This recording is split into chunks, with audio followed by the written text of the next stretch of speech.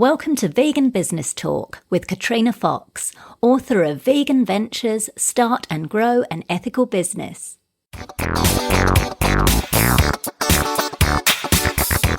Hello and welcome to episode 43 of Vegan Business Talk. I'm Katrina Fox, journalist, author, media and PR coach, copywriter, editor and proofreader, and founder of Vegan Business Media, a content, events and training platform providing success tips for vegan business owners and entrepreneurs. In this episode, I interview Allison Samson, founder of Allisons Gourmet, the first online vegan bakery in the US, established in 1997, and now co-creator of the Dairy Detox online wellness program. Allison, who's also known as the Maven of I love that name, is a born entrepreneur, buying her first business at the age of 17. She grew Allisons Gourmet to the point where it was featured in high-profile media, including the Wall Street Journal, and delivered her treats to some of Hollywood's most prestigious addresses. For 6 years, Allison wrote the award-winning column Veganize It in Veg News magazine, and she's the author of the ebook Comfortably Yum, 10 whole food vegan recipes from the Maven of She recently closed down Allisons Gourmet after nearly 20 years to focus on the Dairy Detox and her new health and wellness coaching.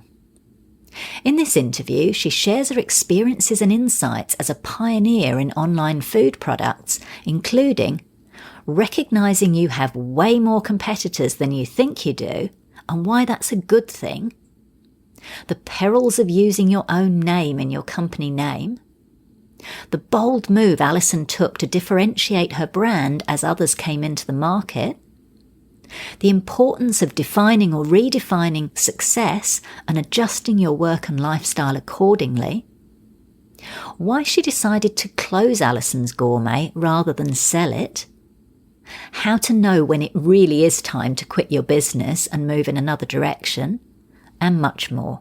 Here's the interview with Allison Samson. Hello, Allison. Thank you so much for joining me today.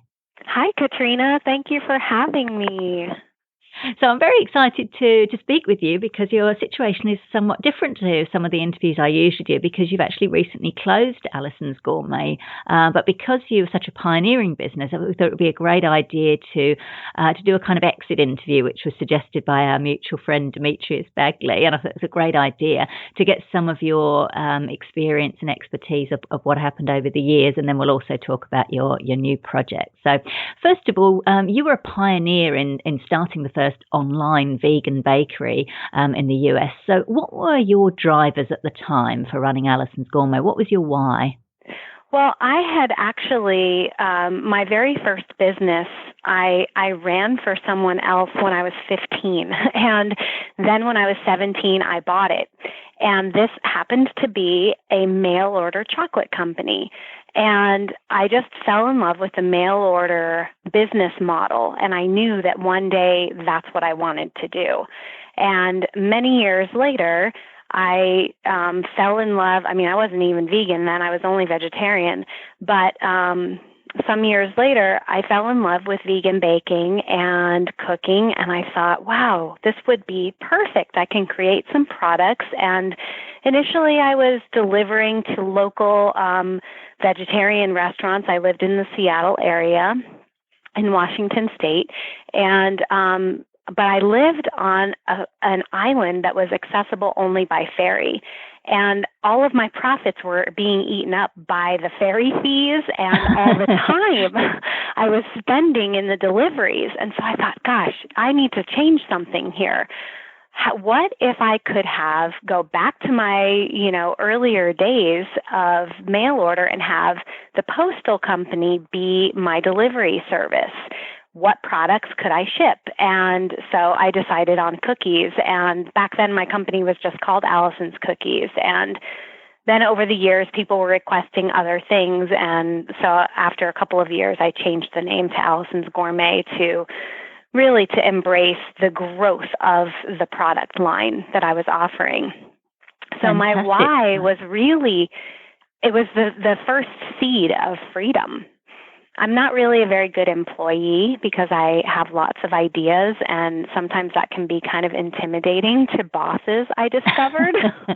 It's sad, isn't it? Because I was just thinking you were such a young entrepreneur. Like, you ran this business and you bought your own business at 17. That's amazing. That's really inspiring. And that's very sad that employees would not want ideas. You'd think they would. So you're obviously a natural entrepreneur. I am. I'm actually a second generation entrepreneur. My dad is an entrepreneur, and so is his brother. So it's in my blood for sure. Your blood, yeah. I was just thinking that. Excellent. Thanks for sharing that. So back in 1997, the internet was obviously still in its early stages. It was nothing like it is today or over the past few years. So what were some of your key challenges when you first started out Allisons Gourmet? Well, as you said, hardly anyone was on the internet, and I actually started the business as an online business, and so, it was pretty quiet in those early days, and really the biggest challenge was getting the word out and getting people comfortable ordering things online. Nowadays it's just so common, but back then, not so much. Yeah. So how did you handle that? How did you get the word out? Well, at the time, I was involved with Earth Save Seattle, and so I put an ad in their newsletter, and I would go to their potlucks, and a lot of it was word of mouth, and it really grew from there. And another thing that I did is I started meeting people who knew people in the animal rights movement, and so they would say to me, "Oh, well, I have this friend who works at PETA. Why don't you send a big box of cookies to them?" And so I sent dozens of different flavors of cookies, and the staff went crazy. I mean, back then there were only, I think, maybe 2 cookie brands, vegan cookie brands sold in stores. And so it was definitely a new thing. I mean, we certainly didn't have the abundance of dessert choices we have 20 years later now. Sure. Yeah, absolutely. So as you grew then and the internet, sort of came into its own way, how did you find that the challenges changed as you grew as a brand? Well, it was, it's always about marketing. I mean, it's one thing to develop a product, and I'm even experiencing that with, my new project, which I know we'll talk about later, called the Dairy Detox. But it's like one thing to create the product, and it's another to get the word out. So marketing is such a huge part of success in a business. And I think I spent more time on that than anything really after I got the recipes down. Although I would always tweak them and perfect them, that was second nature to me. The marketing piece was always like more effort and never ending, really. That's true, actually. And I think I'm glad that you said that, because I think a lot of businesses forget about that. Like, they're so into kind of what they're doing, like you say, developing and creating the product. And then they're kind of like, oh, but I don't want to have to sell. And it's like, okay, well, good luck with making a business, So right. Yeah, I'm glad you touched on that. What about with as the internet kind of came into its own and social media, did you find that because you were already an established brand, like, were you able to sort of take advantage of the new technologies that came through, like social media, better than, say, a brand new business starting out? Well, I wouldn't exactly know how to compare, just because I'm not privy to what other brands are doing behind the scenes. But I think definitely it did. And when we created the website, initially, we created it to be very SEO, search engine optimized, friendly. And so I think that made a huge difference. If you type in, even today, now that even though the company's closed, it's only been for a week, if you type in vegan cookies or Allisons Gourmet, we are definitely very high. I noticed that. Yeah, I noticed that. I was like, and that was by design, and it was something that was always at the fore every time we did a rebuild. Fantastic. No, that's great. That's great. So let's talk about staff. Where, did you have any staff, or was this just you as a sort of solopreneur? Well, throughout the 20 years, it really changed and ebbed and flowed, and it depended upon what time of year it was and where we were in the growth. And so in the beginning, it was me. I did everything. And then I added staff. And I mean, I got to a point where I had probably maybe 3 other people on a regular basis.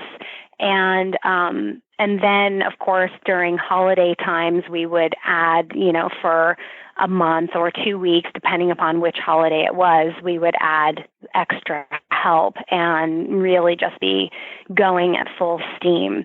And so it just really ebbed and flowed. But I like to have things very organized, and I like them just so. And so I wanted to be really precise with who I hired to help. And frankly, part of what was the biggest challenge for me was the whole employee situation, not a situation that I experienced, but just the concept of employees. I don't really like managing people. I want people to manage themselves. And that isn't always, usually people who can manage themselves are people who have their own businesses. So it doesn't quite work out when it comes to looking for help. So that was always a hurdle for me, and it just felt easier for me to do it myself. So certainly in the early days, I just worked way, way, way too much so that I could do it the way I wanted it done and not have to deal with, I don't know, I've just never been very good at, reprimanding someone or, things like that. I want to be with adults, and I want us all to do what we know to be right. You know what I mean? I do, absolutely. It's funny you saying that, because when my partner and I moved from the UK to Australia, to Sydney, we opened a vegan eco hair and beauty salon. And my partner, who'd been running businesses for years, kind of just went straight into it. She was like, right, hiring staff here and there. And my job was to pay them and, do all the research and stuff. But I, very much like you, I just wanted to keep them happy. I was like, oh, it must be nice. And, don't be too strict with them or anything, because they might leave. And I'd be panicking, because part of it was we were getting our visa through the business. So I was kind of like, I've got to be really nice. And so I was kind of like you. I'm kind of like, I didn't want any confrontation. I didn't want to have to manage people. So yeah, I can certainly relate to that. It's a whole different skill set again, isn't it? Like you say, it really is. Product in the marketing, and then you got to manage staff. So were they like sales staff, Allison, or what kind of No, it was the people I had regularly was someone who handled production, and then someone who handled all the customer service and order packaging and that kind of thing throughout the year. Okay. And then when we added on, during those holiday times, we would have people in both of those arenas who were temporary help. And, I didn't need them to be as, they were just there, they were doing this one specific thing, and so it was easier. Got it. And were you working from home? Like, did you have an office for Allisons Gourmet, or did you run it from home and have remote staff? How did that work? Well, we always had a commercial kitchen, and where I live is in an area where there used to be, well, there still are a lot of summer camps. I live out in the country in the foothills of the Sierra Nevadas in California, and kind of in between Sacramento and Lake Tahoe. So it's very rural here, and we had lots of summer camp. Probably we have 6 summer camps within 2 miles of our house. And right next door to our house used to be one, and a family bought it, and there was a commercial kitchen. They completely redid it. And then I trained the woman who lived there how to make everything for me. And she was impeccable. I mean, very, very good at what she did, and perfectionist like me, and it worked out really nicely. So we had the commercial kitchen of theirs, and then we had a separate section of our home where we did all of the packaging, the gift packaging and shipping. Oh, okay. So you had staff working in your home, did you? I did, and that was kind of intense, especially during the holidays. For sure. It was like, a little much. Yeah, I spoke to, who did I interview? Liza Broad-Glidden from Beanfield Snacks, and they do a similar thing where with their admin and stuff, they actually have staff in their home, and like she was saying, it works for some businesses, may not necessarily work for others, so it's interesting to get those perspectives. So let's talk a little bit about the so-called competitions. Obviously, when you started out, you were the only person kind of doing what you did, and then as you said, as time went on, more and more cookie brands and sweets and chocolate, vegan chocolate kind of came onto the scene. So as that started to happen, how did you go about continuing to stand out both within the vegan community and outside of it, and maintaining a steady flow of customers? You know, it's interesting. I think that the concept of competition, it depended on how, if I was keeping my eyes on my own paper, so to speak, it never really felt like competition. But if, some new person was coming and they were getting a ton of press and, things that I hadn't gotten, there were times that I would kind of feel like, hey, that's not fair. And I would have those moments of pangs of competition, but I would sit myself down, have a little chat, and it's like, there really isn't any such thing, and it's all competition. I once heard someone say that Coke's biggest competitor wasn't Pepsi, it was water, because it's a beverage. Oh, and that's an interesting concept. I know that. I know. I thought that was brilliant. Yeah, it is. It kind of helped me because what I realized is that not only are other vegan chocolate companies a, quote, competitor, but a salad bar is a competitor, because really we're competing for real estate, someone's stomach space. And what they're putting in there, it's like they're only going to be putting so much in there, hopefully. So it kind of like made it larger than life, so that it didn't even matter anymore when I was able to look at it that way. Oh, I love that. That's really great. That's fantastic. So did you, so when you said, and I love that whole kind of concept of, competition and even, collaboration and brands maybe working together. But in terms of how you started, did you do anything differently to stand out, like to do, did you find you had to do kind of extra marketing or extra strategies to make sure that people still, knew about Allisons Gourmet and amongst all these new brands coming out? I definitely did. I read tons of, I'm a very experiential, kinesthetic learner. So even though I took courses in marketing in my early days, it didn't really make sense to me until I had my own business and I had something to practice on and with. And so I just basically educated myself. And one of the books that I read said, if there are people, companies coming along, if you're, the first, being the first is actually not so great. Being second is really great, because then you can start from where whoever, forged the path, all the trail that they blazed, and then you can take it a step higher. So I kind of always felt like I was forging the path and other people were benefiting in some ways. And that was hard again for me in the early days. But as I matured through the business and just getting older myself, it didn't really bother me. But one of the things that I read was a concept of making your brand stand out by being the best, the top, the premium. And that's already my personality. And so I decided when another company came in and started kind of doing something very similar, I decided to differentiate by they priced their products very close to mine. And I was like, you know what? I am not getting into the price war. I did not want to have a McDonald's model business where you make tons of product and sell it very cheap. I am all about high quality organic. It had to be, of course, vegan. That was number one. It had to be organic, and it had to be fair trade. And those things aren't cheap. And so I decided that, I wasn't going to cut any corners. Instead, I would make this business be all about being the best. And so I raised my prices. Wow. Nice. And that obviously worked out. Yeah, that was directly from a book that I read that said, set yourself apart. Don't get into a price game with someone. go beyond and deliver. And so that's what I did. And it was a real luxury, actually, because I was able then to have the most beautiful website, have the most beautiful packaging. Everything was elegant, the very highest end. And that's really what we became known for. We had celebrity customers. We had people who, had no idea that we were even a vegan company. They just liked our website the best out of what they saw and would order from us.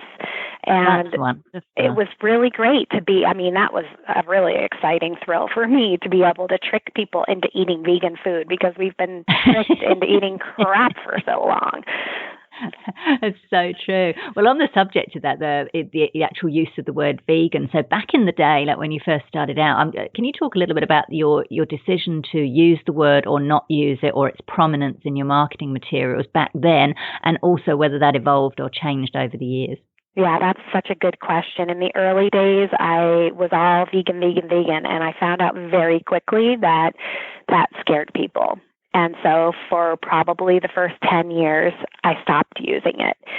Maybe it was only 8. But anyway, I didn't have vegan anywhere on the website. And so I would get all kinds of emails from vegans saying, "Are your products vegan?" And so I was like, And then about 10 years ago, I had a complete redesign, complete everything new with branding and the website. And I decided to say vegan. And what's funny, so I had some things that said vegan, some things that said gourmet, and I kind of wanted to see how people responded. And even though on the website, on the About page, I talked all about how we're a vegan company and all this stuff, and even on the ingredients section of each product, which we had on the website, it said ingredients, parentheses, vegan, and then it would have all of the different ingredients. I still got tons of emails saying, "Can you make sure that my order is vegan?" Or, "Which of your products are vegan?" And I'm like,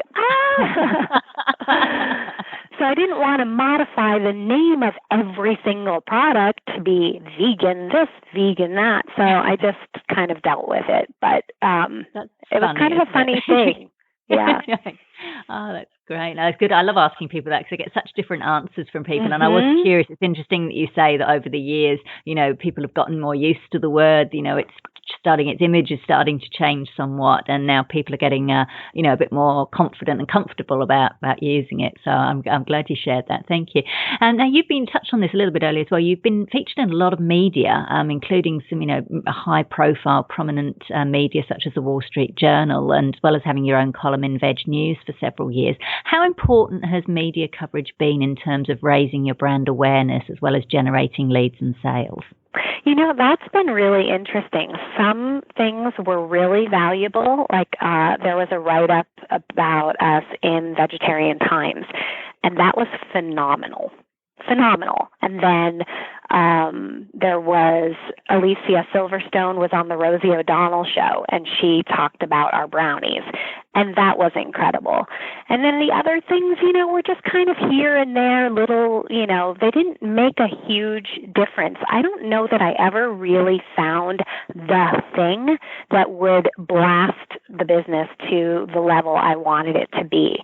And then by the time that could happen, my personal life changed, and I needed it not to do that.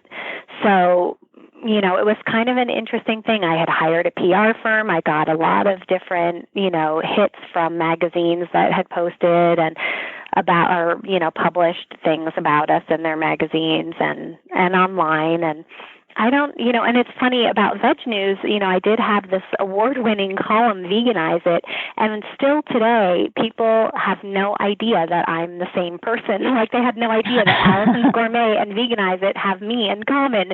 And so, I'll get these emails. I think I actually just got one today, in fact, of someone saying, "I just figured out." Like, wow, I don't know how much clearer it could have been. In the byline, it said Allisons Gourmet every time, but People don't read that part, I guess. I don't know. It's funny. Cool. No, thanks for sharing that. Now, as well, you also touched on a number of celebrities embraced your products, and you delivered to some prestigious addresses in Hollywood. How did that come about? Like, was that also through the PR firm, or did you take sort of other steps to get because I think that's always an interesting one for vegan business owners and entrepreneurs. They all kind of want to know, how do I get, my product or my service into the hands of a celebrity? So what can you tell us about that, Allison? Well, the most important thing I can tell you isn't how I did it. It's that it didn't do much for my business, surprisingly.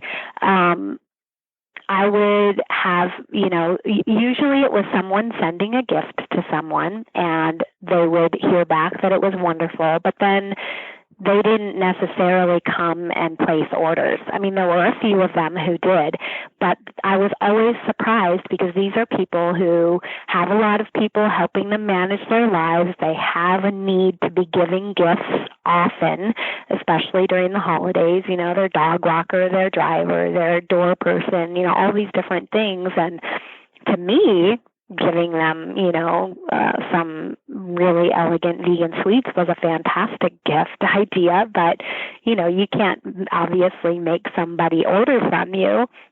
And, there was not necessarily a way for me to put that idea in their heads. So it wasn't as, it sounds a lot more glamorous than it really is, and part of the reason is that celebrities aren't used to paying for things. They want everything given to them for free, and it's kind of ironic because, they're the ones who have the money to spend. So, it's kind of a funny thing. So it was always a real honor to hear that, so-and-so liked my products and thought they were really beautiful, or once in a while I would get an email from them. But the next step, I was always trying to figure out how to make that next step happen. And I don't know that I ever really did. Did you take advantage of the fact, like, you got these quotes, or maybe you had a photo of the celebrity with the product? Like, did you use it from a PR perspective in that way to kind of say, hey, look, Rosie O'Donnell's just been on this show, and with or Alicia Silverstone's just been on the show with my product. She loves my products. Did you use it as a PR type, like a publicity tool? I did, but I didn't have permission to use the image, and I was very, very respectful. I mean, there are lots and lots of celebrities who enjoyed my goodies, and I don't just go around dropping names. The only names that I will say are a handful, and it's because I've gotten permission from them. And so I'm super respectful of all of that, and there are legalities to using a celebrity's likeness, and I wanted to make sure that that was an acceptable thing to them. So I always asked permission, and, a lot of them, they get paid for endorsements. So, a small company like mine obviously couldn't afford that, and so, I wasn't able to use their photos. Got it. No, it's really good. I'm glad you've mentioned that, actually. I think that's really good for people to know that it's good to be respectful in that way, to get in touch with the celebrity or their assistants and get that permission. So that's great. Thanks for sharing that. Cool. Mm-hmm. So what advice, as we talked earlier, you're a natural entrepreneur. So for people who are, say they've got their day job, they're working as an employee, but they've got these passion to start their own vegan run business, what in your opinion are the key things they need to take into account before they make that jump? Keep your job so that you have an income. I mean, the thing is, when you start a new business, unless it's some very unusual situation, you can basically count on not being able to cover your expenses with that business for, I'd say, if you're doing really great, the first year, there's no way. The second year is about when you can start doing that. So basically, of course, it depends on what your business is and how you're doing it, but no matter what, you're going to be busting your butt. So don't have the thought that, oh, I'm going to quit my job and I'm going to, in a month I'll be covering all my expenses with my new business and I'll just come up with this product and, everything will be great. I think that there's a lot of delusion, unfortunately, and it's a ass-busting proposition. That's really the most important thing I can say. So if you're ready to work and dig in and live that passion and have 2 jobs at a time, and usually your new business is going to be more like a job and a half, if not 2 more jobs. Sometimes being an employee is easier, and recognizing the privileges that come with each, because they do. I mean, owning your own business has a lot of great things to it. And at the end of the day, there is no end of the day when you have your own business. There isn't pass it off to someone else. I mean, you're in it and it's yours, and everything is, it's not for the faint of heart. And I don't say this to be discouraging. I say it to be realistic. And there are so many things that people don't even realize they're going to have to do once they get into having their own business. And we kind of mentioned that earlier, like just because you make a great cookie does not a business owner make you, exactly. You got to know about marketing, you got to know design, you got, or you have to have the money to hire people. That's and usually in the beginning, you don't have that. So there's a lot to it for sure. Good. No, I appreciate your honesty. I think it's good for people to hear that, because we want them to be both inspired, but also, like you say, to really know the realities of it and not to have these rose-coloured glasses on when they're thinking of starting a business. So you touched on the funding. So as much as you're comfortable saying, what were some of the methods you used to actually get started? Because I guess every business has its, startup costs, even an online one. And what advice or tips would you give to people in terms of different funding models? Well, I didn't have very many different models. The first one I did, I do not recommend, and that was living on my credit cards. And I got myself into some trouble with that. So I definitely don't recommend that. This is why I feel so strongly about people staying with their income, do the hustle, do whatever you need to do to make as much money as you can, sock away whatever you can, so that when you're to the point where you know that you have at least 6 months of your expenses covered, then you can, sever the tether of your, daytime job, as long as you know that now you're going to be doubling what you're doing in your business you own, so that you can keep that revenue coming in. I just can't stress that part enough, that having that security of knowing that you've got the buffer, because it does take time to get that generated. Excellent. No, I really appreciate your honesty there, and excellent advice there. So moving on to sort of mindset issues. So a lot of business owners say running, and owning their business, it's the fastest way to, kind of develop yourself, because it forces you out of your comfort zone. Like we touched on earlier, you've got to learn all these new skills and managing people and all kinds of things. So what personal qualities do you think are essential to staying the course and running a successful ethical vegan business? Yeah, I agree with that, and it comes only second for me to parenting as far as, the fastest path to personal growth. Oh, yes, that's a good one. And I have definitely grown through having my business, and there are things that I have had the privilege of learning because I had to learn them that there's no way I would have taken interest in had I not. For example, marketing, there's so much fear around selling yourself, and it's an important component of the business.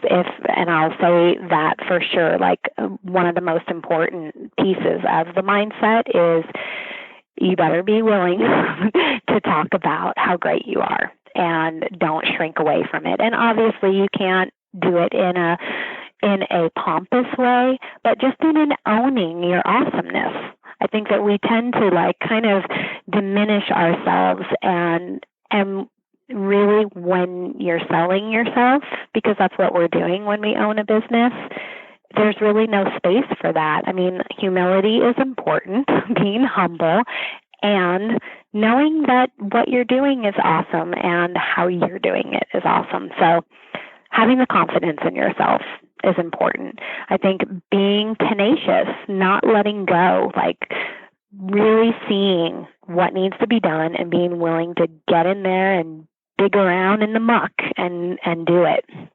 And that's going to mean, not necessarily getting enough sleep sometimes. And, this is my new life is all about self-care and wellness coaching. And, that doesn't always pair very well with the entrepreneurial life, especially not a food business. I mean, it is a hard, it's a hard industry to be in, frankly, the food realm. So I think, having the tenacity and having that willingness to learn. I mean, I am such an eager learner. I that's all I want to do all the time is learn. And, I think that makes it so that a business can be more successful. Fantastic. Now, you touched a little bit on self-care, and we're about to go on to talk about your new project. So were there any steps or things that you did to ensure that you've got a strong mental and emotional well-being as a business owner? Well, one of the things is I have an incredibly supportive life partner, and that makes a huge difference. And having different practices that feed me no matter what I do. So, for example, in the morning, every morning I meditate. It took me a lot of years to get to the point where I was committed to that. And I finally found a meditation method that works really well for me. And, there are thousands of different kinds. And once I found the one that worked for me, I finally understood, this is what people get out of meditation. So, having that and being willing to say no so that I could find space to do what I said yes to. So every time we say no to one thing, we're saying yes to something else. And the inverse is true. Every time we say yes to something, we're saying no to something else. Like there is no endless, there's no endless space. Like we all have 24 hours in a day, and that's it. So if I say yes to staying up and binge watching some show, Stranger Things perhaps, then I'm saying no to my self-care. I'm saying no to getting enough sleep. And then tomorrow, it may not go so well for me. Yeah. So having that clear balance of like, okay, what am I saying yes to and what am I saying no to? And having the courage to say both yes to the things that I really want and to say no to the things that aren't in alignment with what I'm needing. Wonderful. I love that. So let's talk about the new project. So you've actually recently, as we said, closed Allisons Gourmet, and you've started your new project, the Dairy Detox. Now you ran Allisons Gourmet for nearly 20 years, which is quite a long time, and it's obviously quite a big decision to close a business, particularly a successful one. So tell us a bit about why did you decide to close it and go in another direction? The Dairy Detox is something very, very exciting for me, so I'm glad I get to talk with you about it. So yes, after 20 years of Allisons Gourmet, I mean, I have a family, and it just was requiring, I was sort of balanced between, quite precariously, between not growing the business so big that it was going to take over my life and make it so that I had no space for my family, but growing it big enough that it could be sustainable. And I kind of felt like I was standing in between two tides that were just really, really magnetized to each other, wanting to clash. And like I had my hands out, on both sides, like, okay, you stay there and you stay there. And just the energy that it took to hold that space just became too much. And I realized that I wasn't enjoying the business anymore because of all the effort. Like it was either going to grow and engulf me, or I wasn't giving it enough attention and it would wither, and neither of those felt right for me.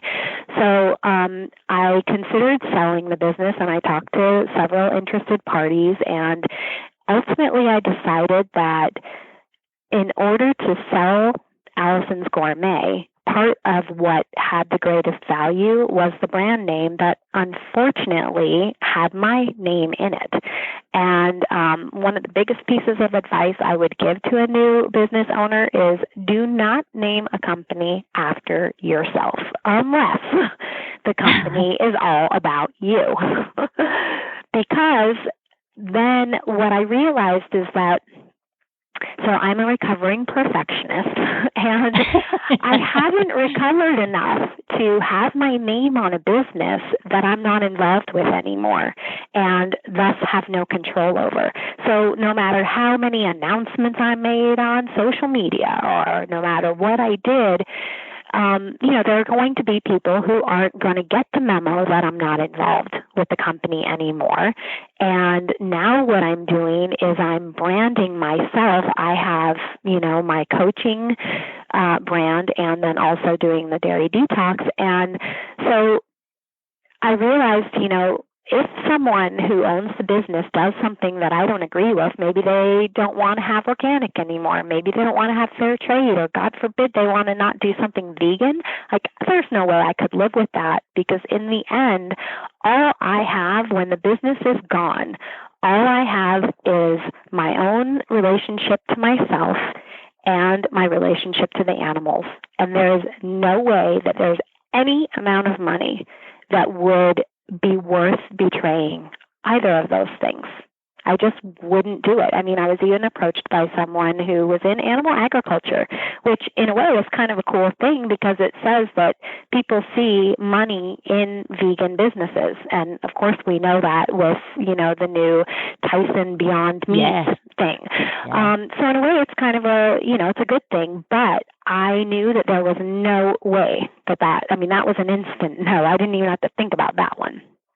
So I just was like, I think that it's better for me to just close it. And, I walked away from a lot of money doing that. But what I walked away with was peace of mind and peace of heart, and nothing can buy that.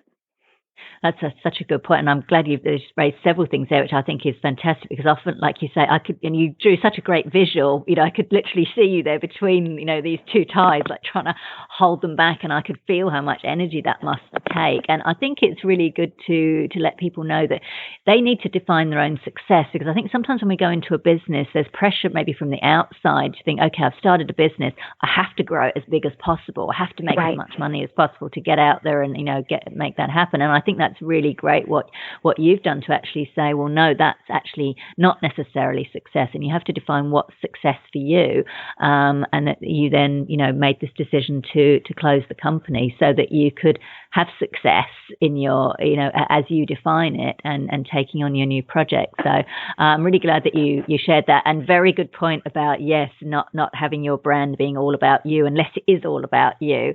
Right. That's a really important one. I can certainly relate to that. So thank you very much for sharing that. So were there any particular, well, let's just stay on that. So knowing when or whether to quit is something a lot of entrepreneurs or business owners, they need to get a handle on. And sometimes, it can be seen to be easy to quit when things are going tough.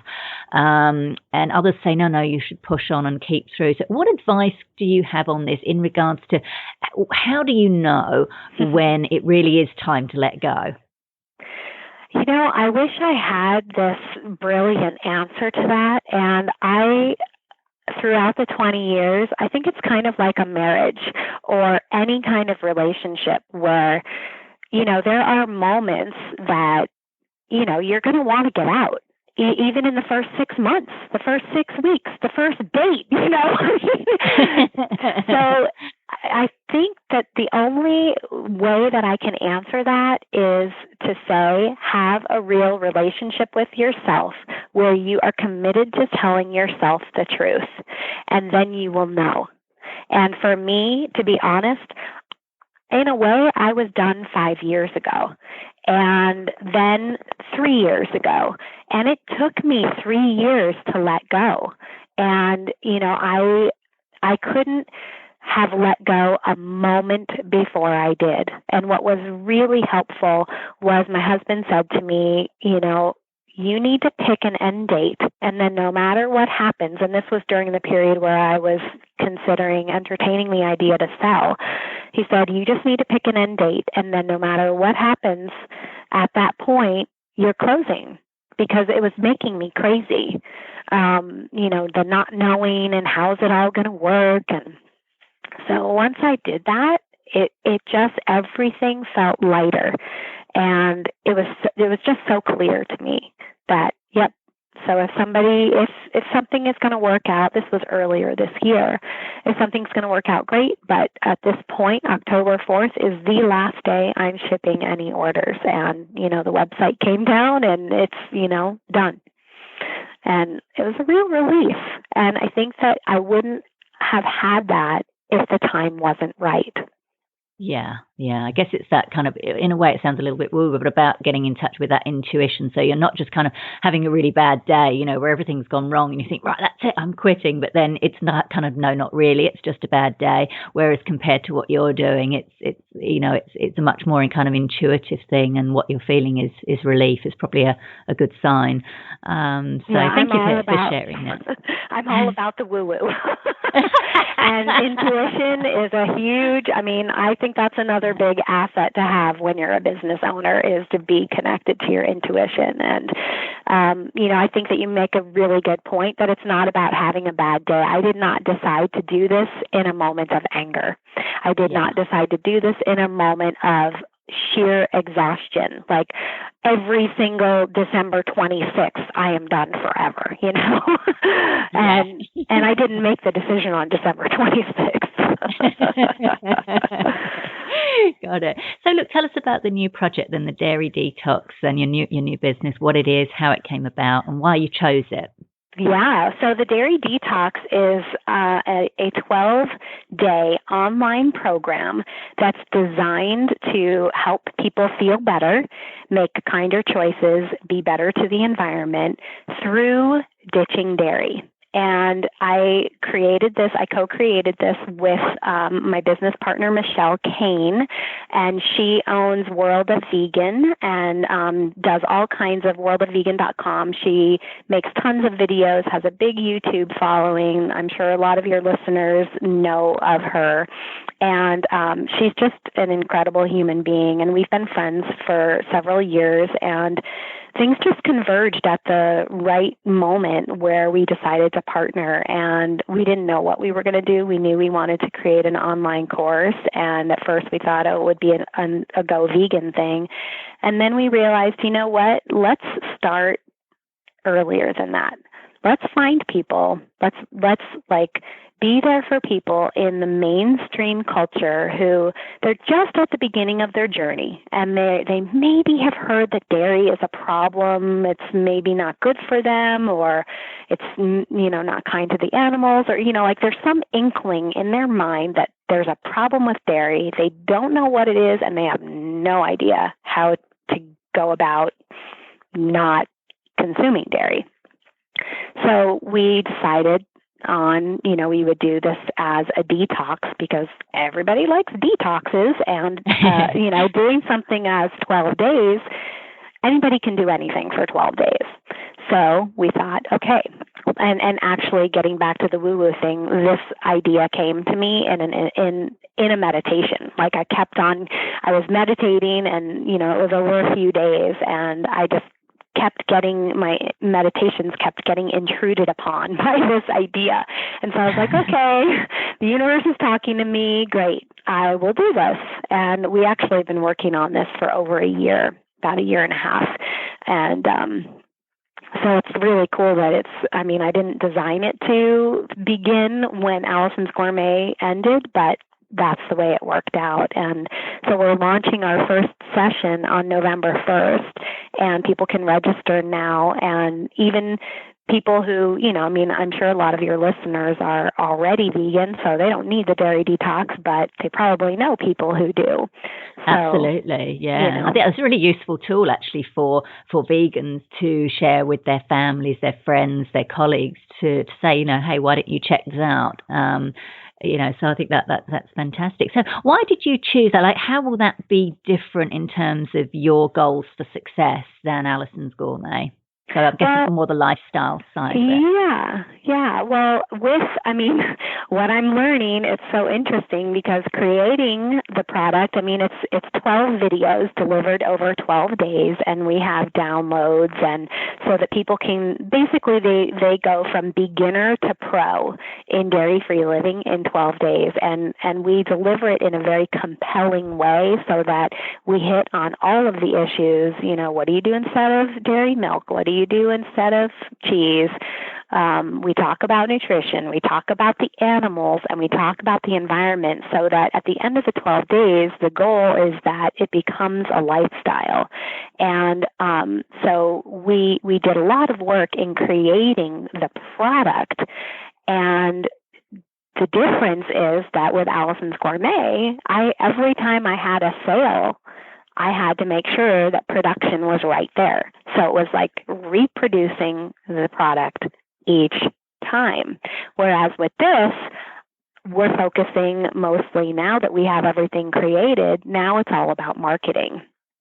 So there's a little less labor intensiveness as far as production goes, and that really works well for me. It's not necessarily holiday related, where I used to be a really unpleasant person to live with for pretty much the entire month of December because I was so stressed. Yeah. And this program, like I said, our first session will begin November 1st, and then we'll be launching it every first of the month. And so, it'll go for 12 days, and then we'll have, the rest of the month to assimilate what we learned through this session. We'll be able to spend that time marketing and that kind of thing. And one of the really unique things that we're doing is we have a really generous affiliate program. So, good. Yeah, if there are any of you out there listening who, you have a platform, you have a following, and, you're reaching people like this, send us an email, hello@thedairyDetox.com, and let us know that you're interested in being an affiliate. It's super easy, and we provide all the information someone needs. They've got like logos and a sample recipe and press release, like just everything. It's really all done for you, so that all you do is tell your people about it. You get a special code when you sign up, and you get money. So that's great. That's a really good.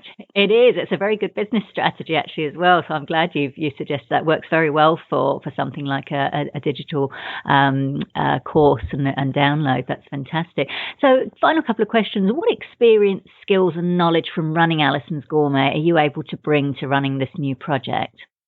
Well, for both my coaching, because I do private coaching as well, to help people, self-care is such a big deal. And, especially entrepreneurs, we're kind of the worst at it because there's so much to do. And I'm really good at it because I know every way there is to fail. And then get back in the program. And so both with the coaching and with the Dairy Detox, my persistence that I learned in having Allisons Gourmet, learning about marketing, learning about really stepping forward and really stepping into my power and owning my space so that there's somebody occupying it, because I think a lot of times we unconsciously expect other people to do that for us, and it just doesn't work. Yeah, that's a good point. Very good point. And so finally then, Allison, what's your long-term vision for yourself and your new brand? What do you mean?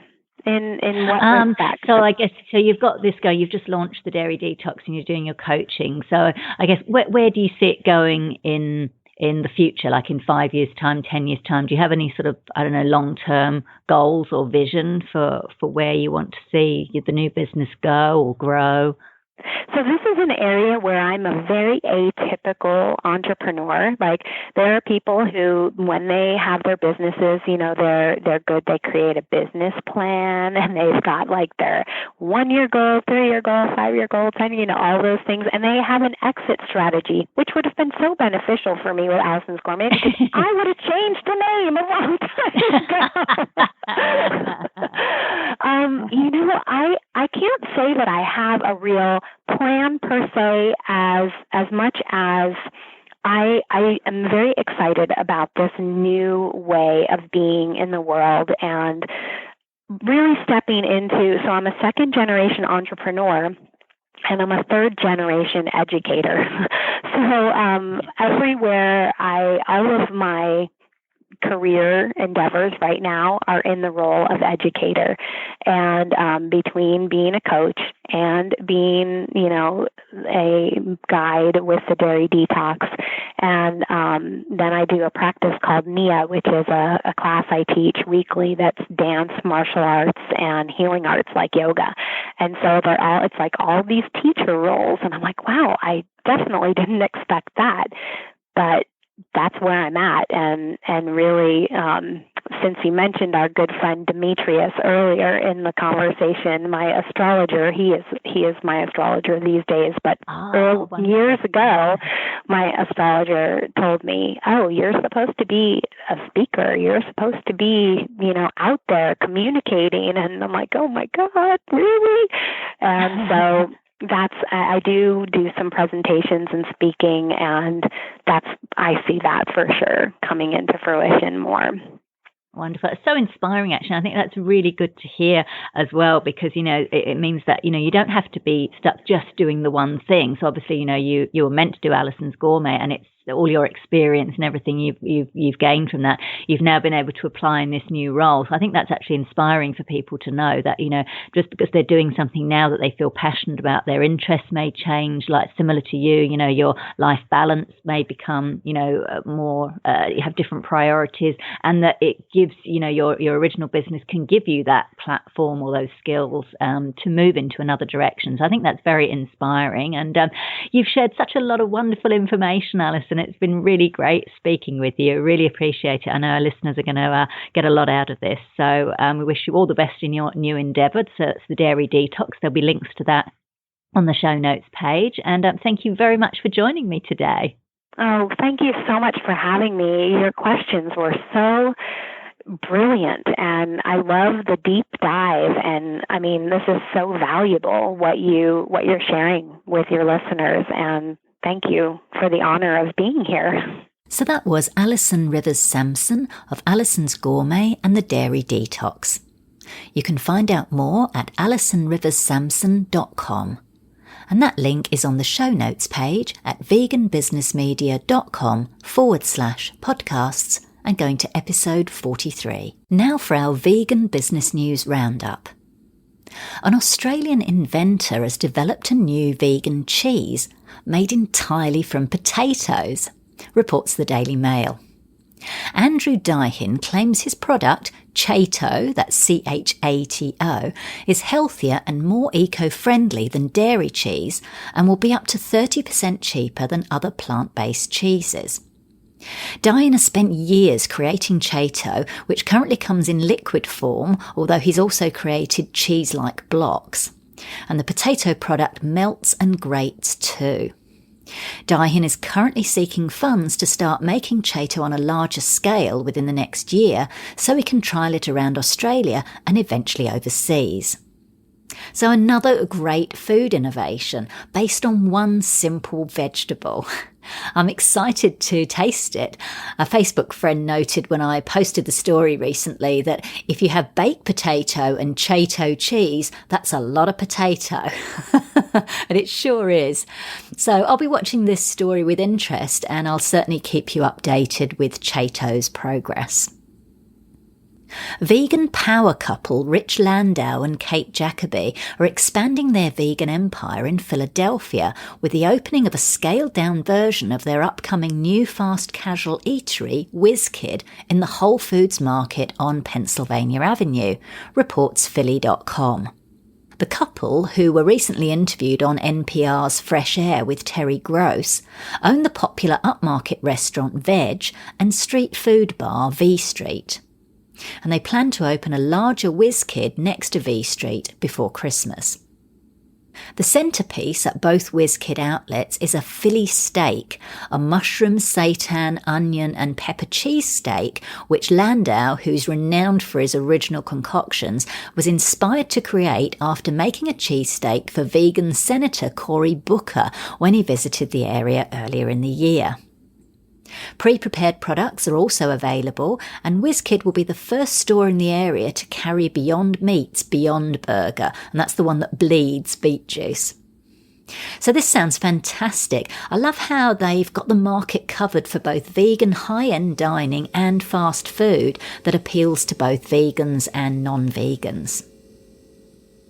The UK's first ever vegan trade show will be held in October 2017. The event, which will be solely for media and trade, is being organised by the team at VegFest UK. It will be held on Friday the 20th of October at Olympia, followed by the annual two-day consumer event, London VegFest UK. VegFest UK Trade 2017 will see around 200 stallholders, and the organisers anticipate an attendance of around 2,000 trade buyers and media representatives.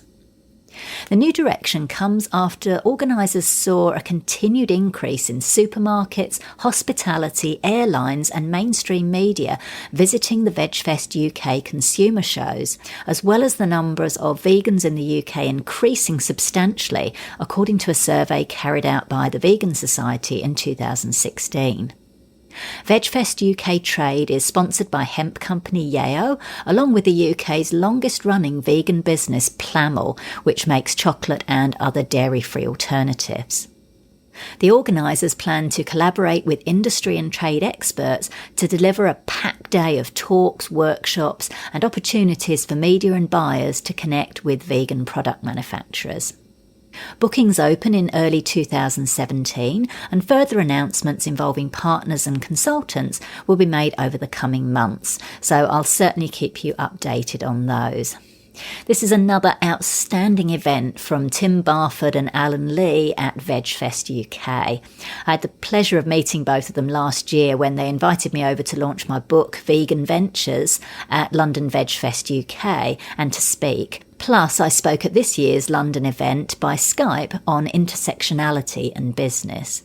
Alan and Tim have really grown the vegan movement in the UK massively from their many, many shows across the country that see tens of thousands of attendees, and I'm really excited to see this trade event develop. Brazilian furnishings brand Artefacto featured its first vegan space in its annual exhibition Design House.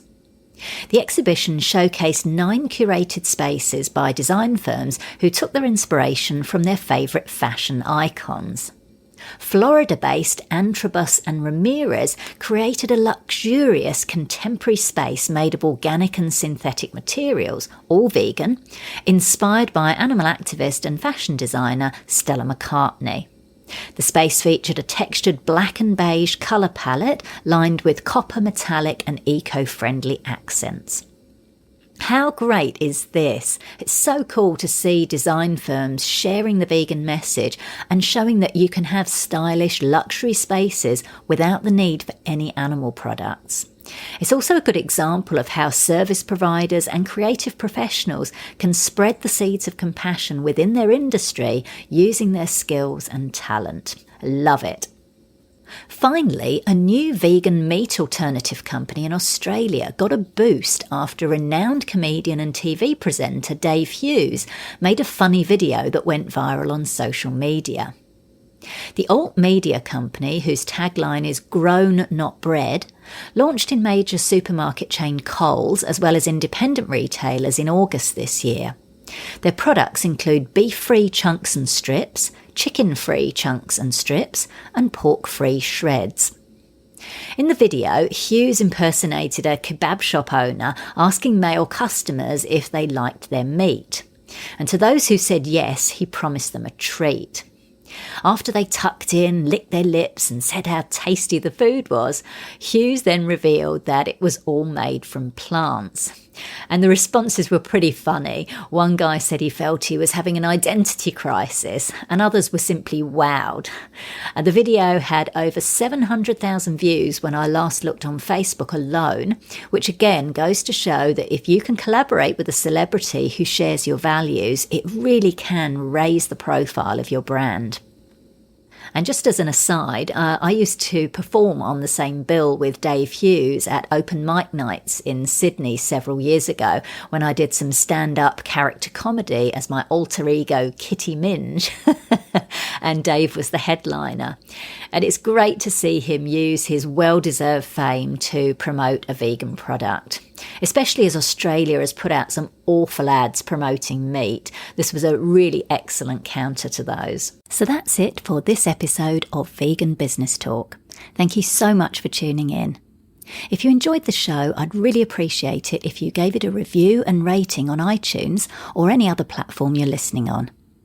Finally, I encourage you to head over to veganbusinessmedia.com, where you can find more resources, including details of my media and PR consultations, copywriting, editing and proofreading services to help you grow your vegan business.